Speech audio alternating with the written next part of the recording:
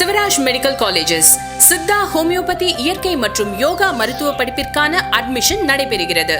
தொடர்புக்கு 9842721500.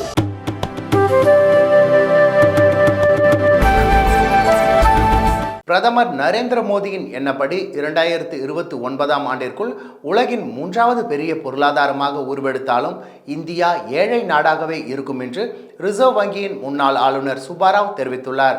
சமீபத்தில் நடந்த ஒரு புத்தக வெளியீட்டு நிகழ்ச்சி ஒன்றில் பங்கேற்ற ரிசர்வ் வங்கியின் முன்னாள் ஆளுநர் சுப்பாராவ், மேற்காசிய நாடான சவுதி அரேபியாவை உதாரணமாக பாருங்கள். பணக்கார நாடாக மாறுவதற்கு வளர்ந்த நாடாக மாற வேண்டிய அவசியமில்லை. இந்தியா 3வது பெரிய பொருளாதார நாடாக மாறுவது சாத்தியம்தான். ஆனால் அது கொண்டாட்டம் அல்ல. உற்பத்திக்கு மக்கள் தொகை மிகவும் முக்கிய காரணியாகும். நம் நாட்டில் 140 கோடி மக்கள் இருப்பதால் உலகின் 5வது பெரிய பொருளாதார நாடாக உள்ளோம். ஆனால் நாம் இன்னும் ஒரு ஏழை நாடாகவே இருக்கின்றோம்.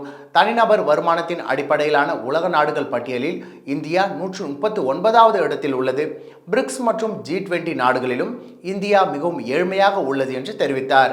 மேலும் நாட்டின் வளர்ச்சி விகிதத்தை விரைவுபடுத்த வேண்டும் எனவும் அரசின் நலத்திட்டங்கள் மக்களை சரியாக சென்றடைவதை உறுதி செய்ய வேண்டும் எனவும் வலியுறுத்திய அவர், ஒரு வளர்ந்த நாடாக மாற சட்டத்தின் ஆட்சி, வலுவான அரசு, பொறுப்பு மற்றும் சுதந்திரமான நிறுவனங்கள் ஆகிய 4 அம்சங்கள் தேவை என்று குறிப்பிட்டுள்ளார்.